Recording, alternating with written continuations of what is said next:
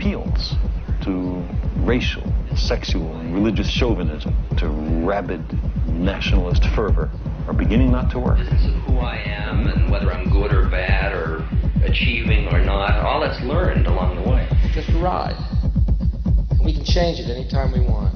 It's only a choice. No effort, no work, no job, no savings of money. I realized that I had the game wrong. That the game was to find out what I already was.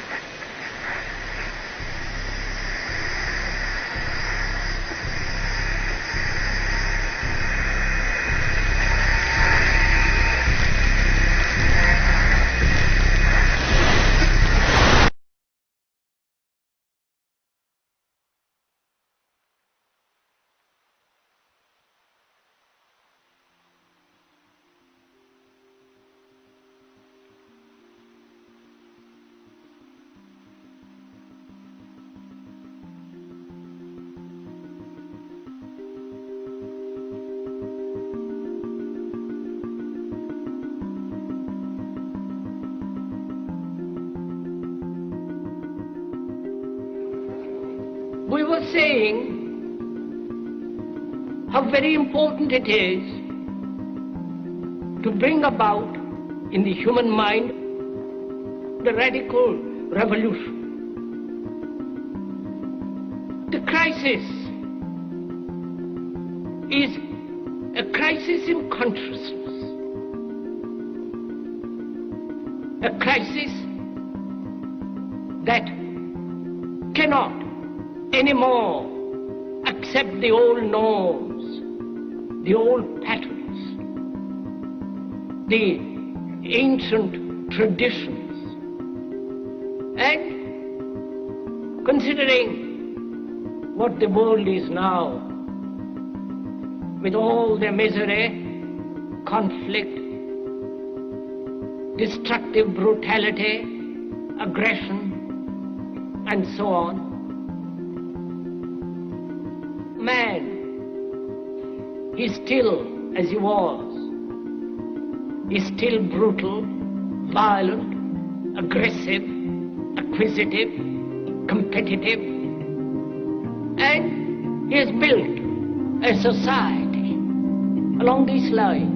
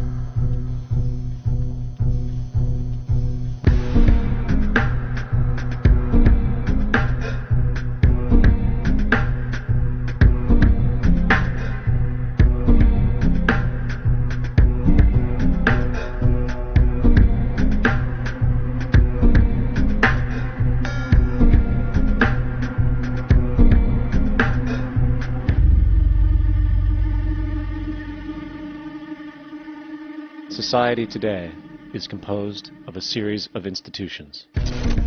From political institutions, legal institutions, religious institutions, to institutions of social class, familial values, and occupational specialization. It is obvious the profound influence these traditionalized structures have in shaping our understandings and perspectives. Yet, of all the social institutions we are born into, directed by, and conditioned upon, there seems to be no system as taken for granted and misunderstood as the monetary system.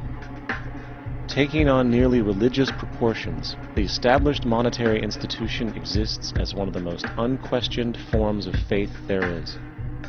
How money is created, the policies by which it is governed, and how it truly affects society are unregistered interests of the great majority of the population.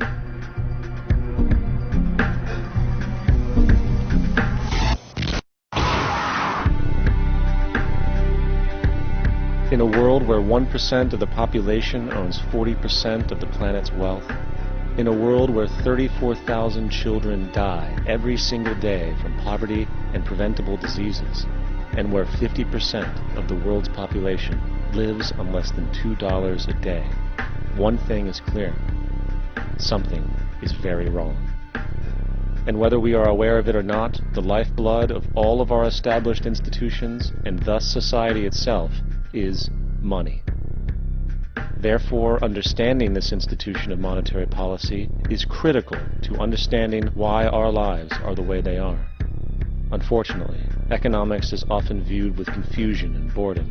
Endless streams of financial jargon, coupled with intimidating mathematics, quickly deters people from attempts at understanding it. However, the fact is, the complexity associated with the financial system is a mere mask, designed to conceal one of the most socially paralyzing structures humanity has ever endured.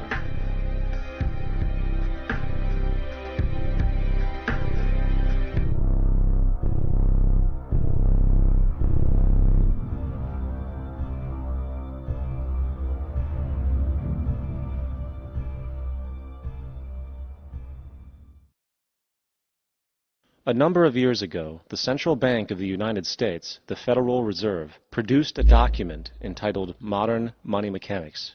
This publication detailed the institutionalized practice of money creation as utilized by the Federal Reserve and the web of global commercial banks it supports. On the opening page, the document states its objective. The purpose of this booklet is to describe the basic process of money creation in a fractional reserve banking system. It then proceeds to describe this fractional reserve process through various banking terminology, a translation of which goes something like this. The United States government decides it needs some money, so it calls up the Federal Reserve and requests, say, $10 billion. The Fed replies saying, sure, we'll buy $10 billion in government bonds from you. So the government takes some pieces of paper, paints some official-looking designs on them, and calls them treasury bonds. Then it puts a value on these bonds to the sum of $10 billion and sends them over to the Fed. In turn, the people at the Fed draw up a bunch of impressive pieces of paper themselves, only this time calling them Federal Reserve notes, also designating a value of $10 billion to the set. The Fed then takes these notes and trades them for the bonds. Once this exchange is complete, the government then takes the $10 billion in Federal Reserve notes and deposits it into a bank account. And upon this deposit, the paper notes officially become legal tender money, adding $10 billion to the U.S. money supply. And there it is. $10 billion in new money has been created. Of course, this example is a generalization, for, in reality, this transaction would occur electronically, with no paper used at all. In fact, only 3% of the U.S. money supply exists in physical currency. The other 97% essentially exists in computers alone. Now, government bonds are, by design, instruments of debt. And when the Fed purchases these bonds, with money it essentially created out of thin air, the government is actually promising to pay back that money to the Fed. In other words, the money was created out of debt. This mind-numbing paradox of how money or value can be created out of debt or a liability will become more clear as we further this exercise. So, the exchange has been made and now $10 billion sits in a commercial bank account. Here's where it gets really interesting. For as based on the fractional reserve practice, that $10 billion deposit instantly becomes part of the bank's reserves, just as all deposits do. And regarding reserve requirements, as stated in modern money mechanics, a bank must maintain legally required reserves equal to a prescribed percentage of its deposits. It then quantifies this by stating, under current regulations, the reserve requirement against most transaction accounts is 10%. This means that with a $10 billion deposit, 10%, or $1 billion, is held as the required reserve, while the other $9 billion is considered an excessive reserve and can be used as the basis for new loans. Now, it is logical to assume that this $9 billion is literally coming out of the existing $10 billion deposit. However, this is actually not the case. What really happens is that the 9 billion is simply created out of thin air on top of the existing $10 billion deposit. This is how the money supply is expanded. As stated in modern money mechanics, of course they, the banks, do not really pay out loans from the money they receive as deposits. If they did this, no additional money would be created. What they do when they make loans is to accept promissory notes, loan contracts, in exchange for credits, money, to the borrower's transaction accounts. In other words, the 9 billion can be created out of nothing simply because there is a demand for such a loan and that there is a $10 billion deposit to satisfy the reserve requirements. Now, let's assume that somebody walks into this bank and borrows the newly available $9 billion. They will then most likely take that money and deposit it into their own bank account. The process then repeats, for that deposit becomes part of the bank's reserves. 10% is isolated, and in turn 90% of the 9 billion, or 8.1 billion, is now available as newly created money for more loans. And of course, that 8.1 can be loaned out and redeposited, creating an additional 7.2 billion, to 6.5 billion, to 5.9 billion, etc. This deposit money creation loan cycle can technically go on to infinity. The average mathematical result is that about $90 billion can be created on top of the original 10 billion. In other words, for every deposit that ever occurs in the banking system, about 9 times that amount can be created out of thin air. Money jitters.